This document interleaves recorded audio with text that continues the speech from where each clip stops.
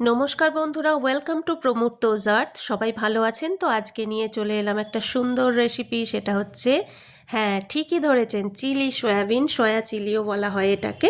একটা সুন্দর রেসিপি যেটা ভাত, রুটি, লুচি, পরোটা, ফ্রায়েড রাইস সব কিছুর সাথে জমে যায়। আজকে চলুন তাহলে রেসিপিটা শুরু করা যাক। প্রথমে আমি দুটো সয়াবিনের প্যাকেট নিলাম, নিয়ে সেই সয়াবিন দুটোকে আমি ধুয়ে নিলাম জলে। অনেকক্ষণ জলে ভিজিয়ে রাখলাম, নর্মাল জলে, গরম জলে দিলাম না, নরম হয়ে যায়, ওটা আমার খুব একটা ভালো লাগে না। তারপর জলটা চেপে নিয়ে দুটো ডিম দিলাম, কাশ্মীরি লঙ্কার গুঁড়ো দিলাম, ব্ল্যাক পেপার দিলাম, আর হলুদ দিলাম, লবণ দিলাম, দিয়ে এটাকে ভালো করে মাখিয়ে নিলাম। একটা বড় পাত্রে নিয়ে মাখালাম। মাখিয়ে নিয়ে তারপর এদিকে রেডি করে নিলাম ক্যাপসিকাম, পেঁয়াজ, রসুন, আদা। আদা একটু কুচিয়ে দিয়েছি, আর আদা পেঁয়াজ রসুনের একটা পেস্টও বানিয়ে নিয়েছি, আর কাঁচা লঙ্কা নিলাম।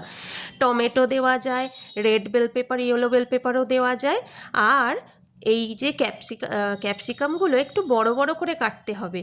আর সয়াবিনটাকে কোটিং করার জন্য আমি ময়দা কর্নফ্লাওয়ার মিশিয়ে নিলাম। সয়াবিনটাকে ময়দা কর্নফ্লাওয়ার দিয়ে আগে তো ওগুলো দিলাম, তারপর ময়দা কর্নফ্লাওয়ার দিয়ে কোটিং করে নিলাম। নিয়ে তারপর কড়াইয়ের মধ্যে সাদা তেল গরম করতে দিয়ে দিলাম। এইটা পকোড়া ভাজা হিসাবেও কিন্তু খাওয়া যায়, যেমন আমরা চিকেন পকোড়া খাই তেমনি খাওয়া যায়। এই নিউট্রেলার প্যাকেটটা নিয়েছিলাম, দুটো এরকম প্যাকেট নিয়েছিলাম সোয়া চাংসের।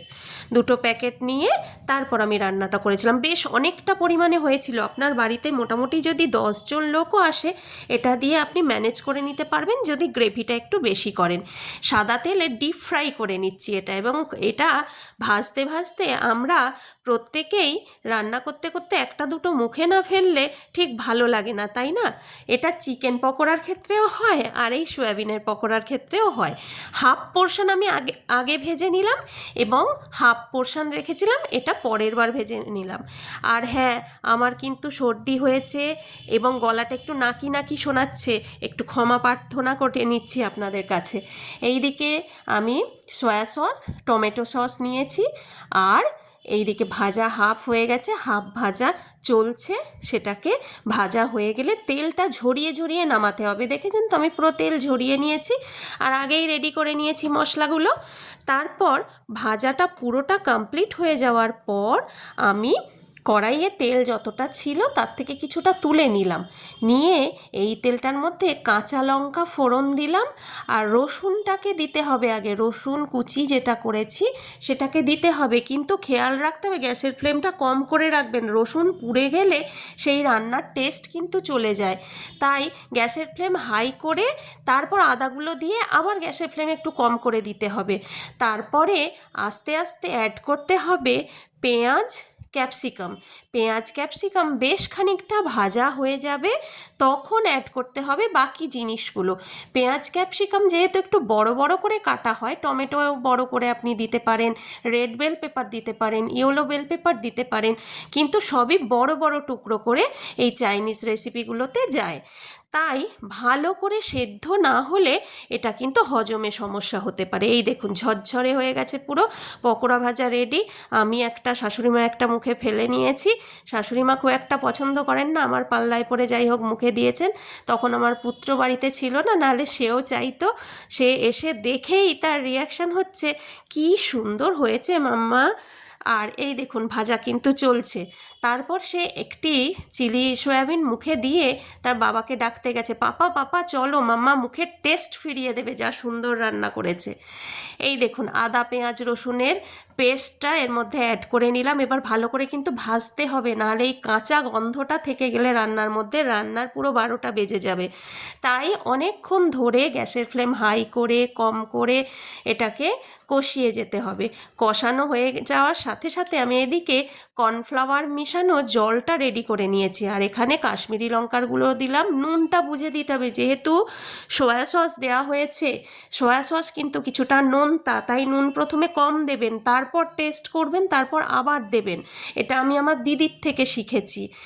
আর এখানে দেখুন, আমি রান্নাবান্না আমার মা শাশুড়ি মার থেকে শিখেছি, যেমন দিদির থেকেও বেশ কিছু রেসিপি আমি শিখে নিয়েছি।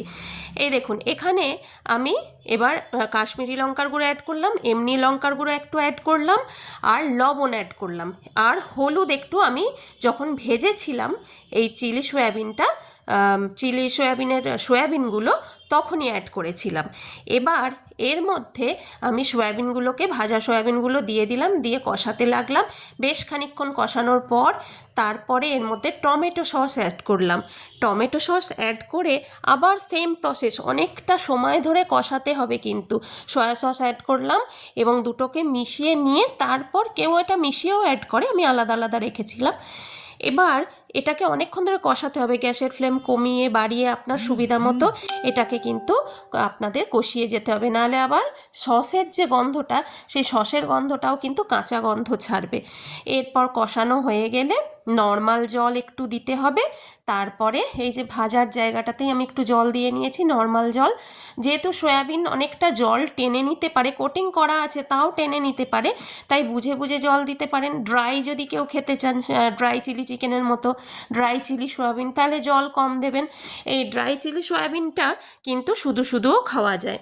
আর আমি এটা গ্রেভি একটু রেখেছি, কারণ আমি এটা এতটা পরিমাণ করেছিলাম 2 দিন ধরে, ফ্রায়েড রাইসের সাথে আর একটু জল অ্যাড করলাম, ফ্রায়েড রাইসের সাথে, পরোটার সাথে, লুচির সাথে এবং রুটির সাথে এটা আমি ইউজ করেছি, তাই আমি গ্রেভিটা একটু রেখেছিলাম।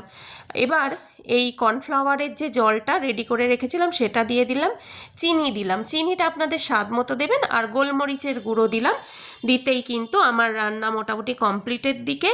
এবং এই মুহূর্তে আপনাকে টেস্ট করতে হবে লবণটা কতটা কম হয়েছে, এবার ঠিক হয়েছে না বেশি হয়েছে, কারণ যেহেতু এখানে সয়া সস দেওয়া হচ্ছে, লবণ প্রথমে কিন্তু খুব বেশি দেবেন না, তাহলে রান্নাটা ম্যাসাকার হয়ে যাবে।